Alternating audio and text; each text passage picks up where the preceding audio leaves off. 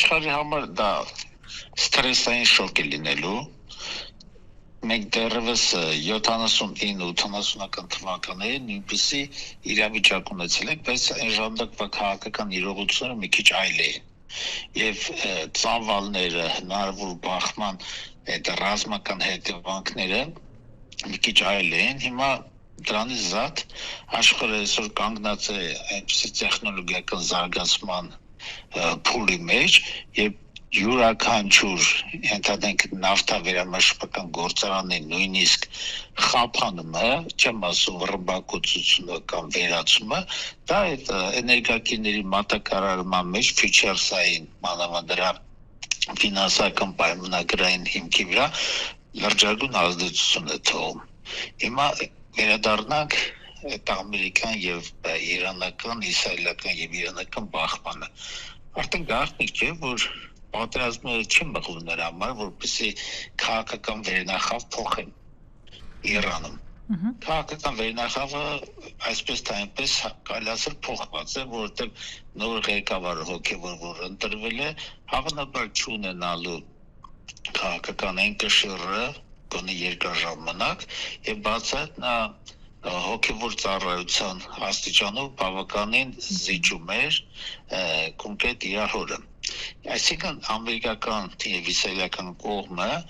սա կատարում են հիմնականում տնտեսական զավթողական քաղաքականություն։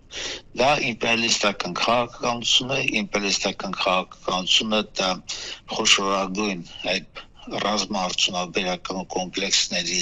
կամ ընդհանրապես ամերիկական իստեբլիշմենտի ղեկավարները, որոնք որ կան թաքնված են, մենք նրանց չենք ճանաչում։ Զանազան Էփշտեյներն էլի դրանք։ Սրանք իմպերիալիստական քաղաքականություն իրականացնում, այդ իմպերիալիստական քաղաքականությունը ուղղված նա, որպեսզի ցանկացած հումքային ռեսուրս ունեցող կամ վաճառական, այսինքն նկատմամբ սպառողական մեծ ծավալ ունեցող երկրների վրա նրանք փորձում են հաստատել իրենց գերիշխանությունը, փորձում են նրանցից էներգակիրները զավթել, փորձում են նրանցից զավթել այդ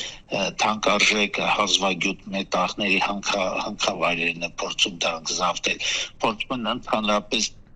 կոնցեսիոն բոլոր ենթակառուցվածքների երկրներում զավթել, սա պարզապես իմպերիալիզմ է։ Ես կարծում եմ հայկական թեմայով էներգակիրների աճ լինելու երևի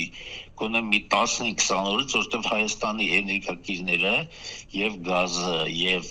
բենզինը գալիս են Բուլղարիայից, Ռումինիայից, Ռուսաստանի Դաշնությունից։ Այդ իմաստով մեր լոգիստիկ կապերի վրա վտանգ չկա, պատերազմը հարավում են տանում եւ պետք է պարզապես սպասենք այս պատերազմը գոնե մտնի թույլատվական փուլ եւ ինչ որ բանակցություններ սկսեն, մենք ոչինչ չենք կարող այդ պատերազմի ելքի վրա ազդել, ընդհանրապես հետևանքների հետ կապված կարող ենք որոշակի աշխատանքների ակնկալել, որոնք կարծում եմ կտեսնենք կամ չենք տեսնի։